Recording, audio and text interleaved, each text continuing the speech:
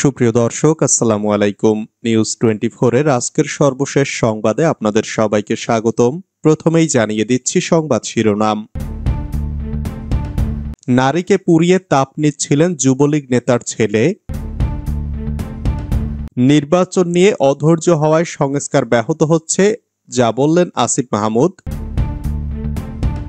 সুষ্ঠু নির্বাচনের পরিবেশ তৈরিতে আরো ধৈর্য ধরব, জানালেন জামায়াত আমির। গণতন্ত্র রক্ষার একমাত্র উপায় সুষ্ঠু নির্বাচন, মন্তব্য মির্জা ফখরুলের। নির্বাচনের আন্দোলন এখনই নয়, ধৈর্য ধরুন, মন্তব্য নুরুল হক নূরের। জামিনে মুক্ত পিকে হালদার। কাপ্তাইয়ে যুবলীগ নেতাকে কুপিয়ে হত্যা। এতক্ষণ শুনছিলেন সংবাদ শিরোনাম। পুরো খবর পেতে ভিডিওটি শেষ পর্যন্ত দেখুন। সর্বশেষ সংবাদ পেতে চ্যানেলটি সাবস্ক্রাইব করুন। এবার বিস্তারিত। নারীকে পুড়িয়ে তাপ নিচ্ছিলেন যুবলীগ নেতার ছেলে। শীতের সকালে জ্বলছে আগুন, চুরি করে আনা হাঁস পোড়াচ্ছিল বলে সন্দেহ স্থানীয়দের। এ নিয়ে কথা কাটাকাটি হলে হত্যা মামলায় ফাঁসানোর হুমকি দেন যুবক, একই সঙ্গে মারতে তেড়ে আসে। দলবদ্ধ হয়ে ওই যুবককে আটক করা হয়, তুলে দেওয়া হয় পুলিশের হাতে। এরই মধ্যে দেখা যায় পুড়ছে মানবদেহ। পুলিশের জিজ্ঞাসাবাদে বেরিয়ে আসা লোমহর্ষক হত্যার কাহিনী। উদ্ধার করা হয় দেহ থেকে বিচ্ছিন্ন করা মাথা। ব্রাহ্মণবাড়িয়ার আখাউড়া উপজেলার দক্ষিণ ইউনিয়নের গাজীর বাজারে ঘটে যাওয়া একটি হত্যাকাণ্ড যেন সব পৈশাচিকতাকে হার মানিয়েছে। মঙ্গলবার পুলিশ সেখানকার একটি পরিত্যক্ত ঘর থেকে ৪৬ বছর বয়সী নারীর পোড়া মরদেহ উদ্ধার করে। ওই নারীর দেহ থেকে বিচ্ছিন্ন করা মাথা উদ্ধার করা হয় পাশের একটি পুকুরের পাশ থেকে। মাথাটিও গর্তে পুঁতে রাখা হয়। ঘাতকের দেওয়া স্বীকারোক্তি মতে উদ্ধার করা হয় হত্যাকাণ্ডে ব্যবহৃত ছুরি। হত্যাকাণ্ডের শিকার ওই নারী উপজেলার হীরাপুর গ্রামের কলোনি এলাকার মোহাম্মদ নুরুল ইসলাম ব্যাপারের স্ত্রী শারমিন বেগম ওরফে হরলুসা বেগম। মঙ্গলবার ভোরে ওই নারীকে ডেকে নিজ বাড়িতে নিয়ে যান ঘাতক ফারহান ভুইয়া। বিকেল ৫টায় এর রিপোর্ট লেখা পর্যন্ত ফারহান ভুইয়ার রনি নামের ওই যুবককে জিজ্ঞাসাবাদ করছিল আখাউড়া থানা পুলিশ। ফারহান উপজেলার দক্ষিণ ইউনিয়ন যুবলীগের সাধারণ সম্পাদক শাহ নেওয়াজ ভুইয়া শানুর ছেলে। নির্বাচন নিয়ে অধৈর্য হওয়ায় সংস্কার ব্যাহত হচ্ছে, মন্তব্য আসিফ মাহমুদের। নির্বাচন নিয়ে রাজনৈতিক দলগুলো অধৈর্য হওয়ায় সংস্কার কাজ ব্যাহত হচ্ছে বলে মন্তব্য করেছেন অন্তর্বর্তী সরকারের উপদেষ্টা আসিফ মাহমুদ। আজ মঙ্গলবার দিনাজপুরের কাহারোলে এক অনুষ্ঠানে তিনি এসব কথা বলেন। উপদেষ্টা আসিফ মাহমুদ সাংবাদিকদের প্রশ্নের জবাবে বলেন, নির্বাচনের সময়টা নির্ভর করবে সংস্কার কার্যক্রমের উপর। তিনি বলেন, সংস্কার কমিশনগুলো দ্রুত রিপোর্ট দেওয়ার পর দলগুলোর সাথে আলোচনার মাধ্যমে সরকার সংস্কার বাস্তবায়নের দিকে যাবে। সংস্কার কার্যক্রম বাস্তবায়নের পর আমরা নির্বাচনের দিকে যাব। নির্বাচন কমিশন এ নিয়ে কাজ করছে। আসিফ মাহমুদ বলেন, নির্বাচন নিয়ে অধৈর্য হয়ে যাওয়ায় সংস্কার কার্যক্রম কিছুটা ব্যাহত করছে, সেখানে এক ধরনের বাধার সৃষ্টি করছে। আশা করব দলগুলো সংস্কার কার্যক্রমে তাদের মতামত দিয়ে সহযোগিতা করুক। তাদের সাথে আলোচনার ভিত্তিতেই সংস্কার সম্পন্ন হবে। সুষ্ঠু নির্বাচনের পরিবেশ তৈরিতে আরো ধৈর্য ধরব, বললেন জামায়াত আমির। নির্বাচনের জন্য ১৭ বছর ধৈর্য ধরেছি, প্রয়োজনে আরো কয়েকটি দিন ধৈর্য ধরতে পারবো বলে জামায়াত ইসলামের আমির শফিকুর রহমান বলেছেন। সুষ্ঠু জাতীয় নির্বাচনের জন্য সুন্দর পরিবেশ তৈরি করতে হবে। নির্বাচন সংস্কার কমিটি হয়েছে, তারা কাজ করছেন। নির্বাচনের জন্য আমরা অনেক ধৈর্য ধরেছি, আরো কয়েকটি দিন ধৈর্য ধরতে পারবো। মঙ্গলবার দুপুরে গাইবান্ধা ইসলামিয়া উচ্চ বিদ্যালয় মাঠে আয়োজিত জামায়াতের কর্মী সম্মেলনে তিনি এসব কথা বলেন। শফিকুর রহমান বলেন, প্রধান উপদেষ্টা বলেছেন আগামী বছরের শেষের দিকে জাতীয় নির্বাচন করা সম্ভব হতে পারে।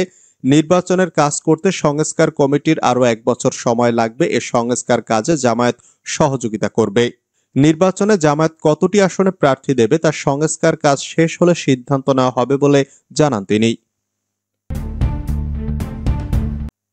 গণতন্ত্র রক্ষার একমাত্র উপায় সুষ্ঠু নির্বাচন, মন্তব্য মির্জা ফখরুলের। দুর্নীতি ও ফ্যাসিবাদ থেকে উত্তরণের একমাত্র উপায় গণতন্ত্রকে প্রতিষ্ঠা করা বলে মন্তব্য করেছেন বিএনপি মহাসচিব মির্জা ফখরুল ইসলাম আলমগীর। তিনি বলেছেন, গণতন্ত্র রক্ষার একমাত্র উপায় সুষ্ঠু নির্বাচন। জনগণের মতামতের ভিত্তিতে নির্বাচিত জনপ্রতিনিধিদের দ্বারা সংগঠিত সংসদেই হতে পারে একমাত্র গণতন্ত্র প্রতিষ্ঠার প্রতিষ্ঠান।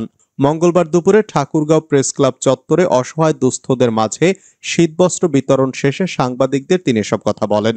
মির্জা ফখরুল বলেন, জনগণের শাসনকে স্থাপন করতে হবে, জনগণের নির্বাচিত পার্লামেন্ট দিয়ে দেশ পরিচালনা করতে হবে, এছাড়া আর অন্য কোনো উপায় আছে বলে আমার জানা নেই। আমি জানি সব প্রতিষ্ঠানে যদি গণতন্ত্র প্রতিষ্ঠা করা যায় তাহলে এটাই হবে সবথেকে বড় রক্ষা কবচ। নির্বাচনে আন্দোলন এখনই নয়, ধৈর্য ধরুন, মন্তব্য নুরুল হক নূরের। ভোটাধিকারের জন্য এখনই আন্দোলন সংগ্রামে না যাওয়ার কথা বলেছেন গণ অধিকার পরিষদের সভাপতি নুরুল হক নূর। মঙ্গলবার বিকেলে ব্রাহ্মণবাড়িয়া পৌর এলাকার একটি কমিউনিটি সেন্টারে জুলাই বিপ্লব ও নতুন বাংলাদেশ বিনির্মাণে জন আকাঙ্ক্ষার রাজনীতি শীর্ষক আলোচনা সভায় প্রধান অতিথির বক্তব্যে তিনি কথা বলেন। নির্বাচন নিয়ে একটু ধৈর্য ধরার আহ্বান জানান নূর। তিনি বলেন, 16 বছর হাসিনার জাঁতা কলে পিষ্ট হয়ে সহ্য করেছি। এই জুলাই আগস্টে পতন না হলে আরো কিছুদিন থাকতো হাসিনা, একটু ধৈর্য ধরতে হবে। এখনই যদি আমরা বলি আবার ভোটাধিকারের জন্য 5ই আগস্ট ঘটাতে হবে, ঠিক না। নূর বলেন, আমরা বলি এটি দ্বিতীয় মুক্তিযুদ্ধ, ঠিক তা নয়। স্বাধীনতা একটি জাতির ইতিহাসে একবারই হয়, তা আমরা 71-এ হয়েছি। এখন আমরা দ্বিতীয় মুক্তি সংগ্রামের লড়াই বলতে পারি, নাগরিক মর্যাদার লড়াই বলতে পারি, অর্থনীতি ও সামাজিক মুক্তির লড়াই বলতে পারি। গত 15 বছরে ভারতের দাসত্বের শৃঙ্খলে আবদ্ধ ছিলাম, সেই শৃঙ্খল ভেঙে আমরা অর্থনৈতিক, সামাজিক ও রাজনৈতিক মুক্তি নিশ্চিত করেছি। একটার সাথে আরেকটার তুলনা করা যাবে না। জামিনে মুক্ত পিকে হালদার। দীর্ঘ 2.5 বছর পর খোলা আকাশের নিচে পিকে হালদার বাংলাদেশ থেকে কয়েক হাজার কোটি টাকা আত্মসাৎ পাচারের অভিযোগে প্রধান অভিযুক্ত ছিলেন তিনি। মঙ্গলবার স্থানীয় সময় সন্ধ্যা 6:45-টার দিকে তিনি কলকাতার আলিপুরের প্রেসিডেন্সি সংশোধনাগার থেকে মুক্তি পান। কারাগার থেকে বের হয়ে পিকে হালদার জানান, আমি এখন কিছু বলবো না, আমার আইনজীবীর সঙ্গে কথা বলে পরে সবকিছু জানাবো। এরপর কারাগারের বাইরে দাঁড়িয়ে থাকা একটি সাদা প্রাইভেট কারে চেপে ওই স্থান ত্যাগ করেন। যদিও ওই মুহূর্তে তিনি কোথায় যান তা সাংবাদিকদের বলেননি। গত শুক্রবার পিকে হালদারের জামিন মঞ্জুর করে কলকাতার নগর দায়রা আদালত। সেক্ষেত্রে শর্ত সাপেক্ষে 10 লাখ রুপির ব্যক্তিগত বন্ডে তাকে জামিন দেয় আদালত। সোমবার আদালতেই সেই বন্ড জমা পড়ে। এরপর আদালত থেকে সেই কপি প্রেসিডেন্সি কারাগারে যাওয়ার পর মঙ্গলবার সন্ধ্যায় তিনি ছাড়া পান। কাপ্তাইয়ে যুবলীগ নেতাকে কুপিয়ে হত্যা। রাঙামাটির কাপ্তাইয়ে ধারালো অস্ত্র দিয়ে ওবায়দুল্লাহ নামে এক যুবলীগ নেতাকে কুপিয়ে হত্যা করেছে অজ্ঞাত সন্ত্রাসীরা। সোমবার রাত আনুমানিক 10:30 থেকে 11টার মধ্যে রাইখালী ইউনিয়নের বালুখালী এলাকায় তাকে কুপিয়ে জখম করা হয়। পরে তাকে উদ্ধার করে চট্টগ্রাম মেডিকেল কলেজ হাসপাতালে নেওয়া হলে চিকিৎসক মৃত ঘোষণা করেন। বিষয়টি নিশ্চিত করেছেন রাইখালী ইউপি চেয়ারম্যান মক্কং মারমা। নিহত উবায়েদ উপজেলার 2 নম্বর রাইখালী ইউনিয়ন যুবলীগের সহসভাপতি।